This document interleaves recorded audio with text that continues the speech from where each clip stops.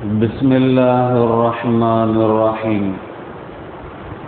الحمد لله رب العالمين، والصلاة والسلام على رسول الله صلى الله عليه وسلم. எல்லா புகழும் அல்லாஹ் ஒருவனுக்கே உரித்தாகுக. அல்லாஹு ஜல்ல சுப்ஹானஹு வ தஆலா அல் குர்ஆன் ஷரீஃபின் 2வது அத்தியாயம், அந்த 2வது அத்தியாயத்தில் 34வது வசனத்தின் விளக்கங்களை படித்து வருகிறோம். 34வது வசனத்தில், நீங்கள் ஆதமுக்கு சிரம்பணியுங்கள் என்று நாம் வானவர்களிடம் கூறியபோது அங்கிருந்த இபிலீஸை தவிர மற்ற அனைவரும் சிரம்பணிந்தனர். அவனோ கர்வம் கொண்டு மறுத்துவிட்டான். இறை மறுப்பாளர்களில் ஒருவனாகவும் அவன் ஆகிவிட்டான் என்று 34வது வசனம் பேசுகிறது. ஆதம் அலைஹி வஸலாத்து வஸலாம் அவர்களுக்கு சிரம்பணிய வேண்டும் என்று அல்லாஹ் மலக்குமார்களுக்கு கட்டளையிட்ட பொழுது அங்கே இபிலீஸும் இருந்ததாக அல்லாஹ் இங்கே சொல்லுகிறான்.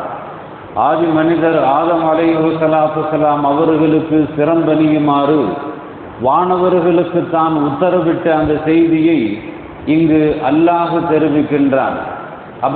சுஜூத் என்றால் என்ன, சிரம்பணிகள் எப்படி எவ்வாறு என்பதை நேற்றைய தினம் நாம் அந்த சஜிதாவினுடைய விளக்கத்தை படித்தோம்.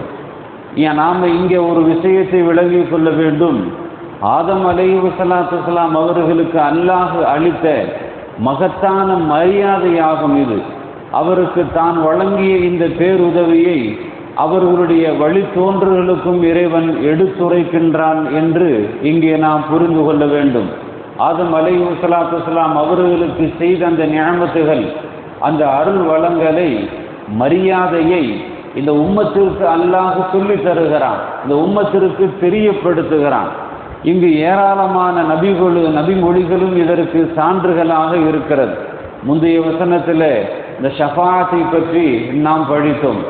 அது இந்த ஆதம் அலைஹி வஸலாத்து வஸலாம் அவர்கள்தான் மிகச் சிறந்தவர்கள், அறிவு கொடுக்கப்பட்டவர்கள் என்ற அந்த செய்திகளை எல்லாம் நாம் படித்தோம். இன்னொரு நபிமொழி பெருமானார் அன்னவர்கள் சொன்ன அந்த நபிமொழி இப்படி வருகிறது. அதாவது மூசா அலைஹி வஸலாத்து வஸலாம் அவர்கள் தொடர்பாக ஒரு செய்தி ஒன்று வருகிறது.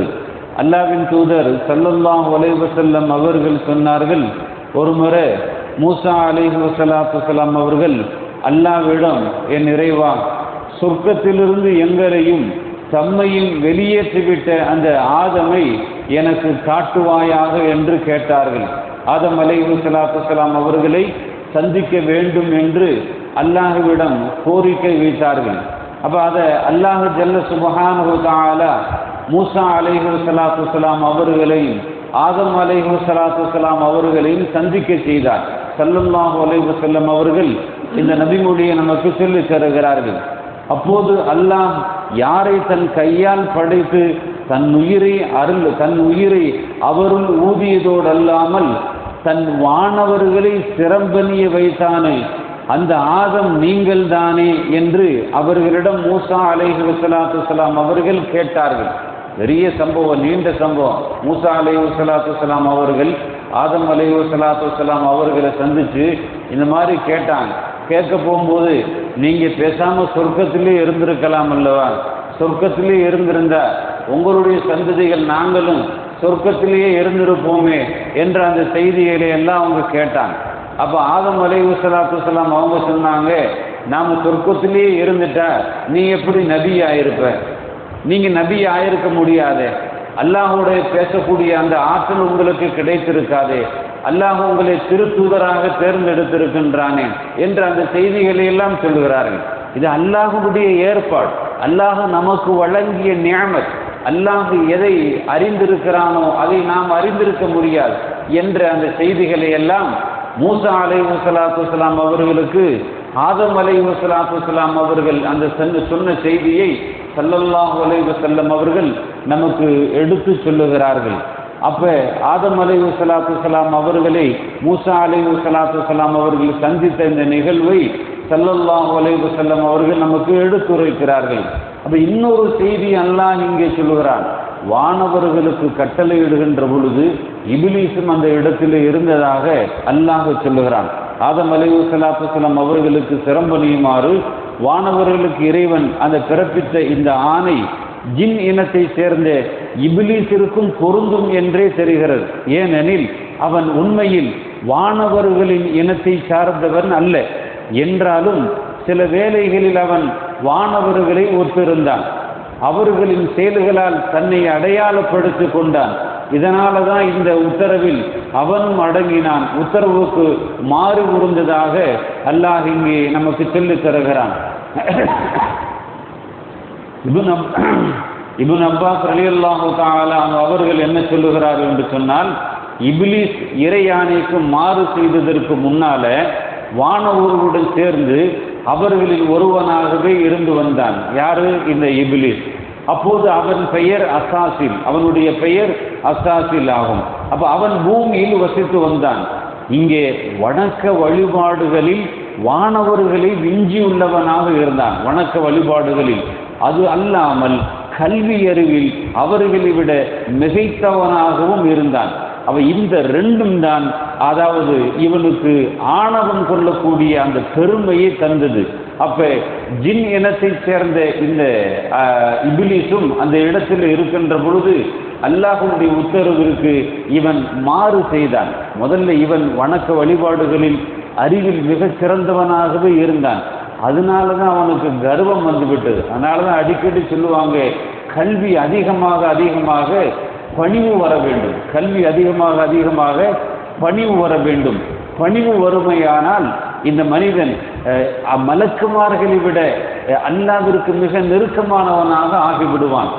கல்வி அதிகமாக அதிகமாக பெருமையும் கர்வமும் ஆகிவிடுமேயானால் இபிலீஸாக அவன் ஆகிவிடுவான் என்று உலமா பெருமக்கள் நமக்கு சொல்லி தருவார்கள். அந்த கர்வம் இவனுக்கு, பெருமை இவனுக்கு அழிவை தந்தது என்பதை அல்லாஹ் இங்கே நமக்கு சொல்லி தருகிறான்.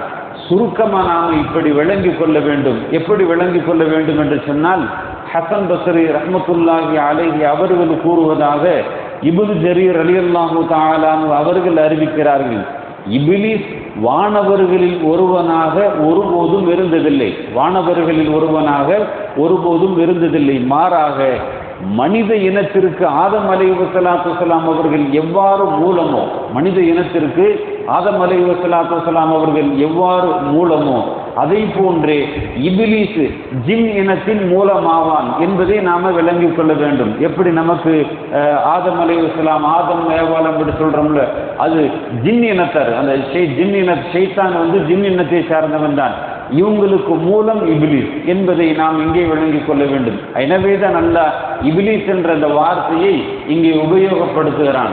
ஷைத்தான் ஜின் எல்லாமே இபிலிஸுடைய சந்ததிகள் தான். அதனாலதான் இபிலிஸ் என்ன செஞ்சான்னு சொன்னா, சஜ்ஜிதா செய்யல அப்படிங்கிறதுனால, எதனால சஜ்ஜிதா செய்யல? பெருமை அவனுக்கு வந்து விட்டது, ஆணவம் கர்வம் அவனுக்கு வந்து விட்டது. இந்த பெருமையும் ஆணவம் கர்வம் வந்ததுனால அவன் காபிராக மாறிவிட்டான் என்று அல்லாஹ் ஜல்ல சுப்ஹானஹு வ தஆலா இங்கே சொல்லுகின்ற பொழுது, அபா மறுத்தான், வஸ்தக்பர அவன் பெருமை எடுத்தான், வகான மினல் காபிரின் மறுத்ததுனால பெருமை எடுத்ததுனால அவன் காபிராக ஆகிவிட்டான் என்று அல்லாஹ் ஜல்ல சுப்ஹானஹு வ தஆலா இந்த இடத்திலே நமக்கு சொல்லி தருகிறான். மேலும் இந்த வசனத்திற்கு நிறைய விளக்கங்கள் இருக்கிறது. அல்லாஹ் ஜல்ல சுப்ஹானஹு வ தஆலா தொடர்ந்து அந்த விளக்கங்களை படிக்கக்கூடிய பாக்கியத்தை நம் அனைவர்களுக்கும் தந்தரல் புரிவானாக. வாஹிரு தஅவானா அல்ஹம்துலில்லாஹி ரப்பில் ஆலமீன். அஸ்ஸலாமு அலைக்கும் வரஹ்மத்துல்லாஹி வபரகாத்துஹு.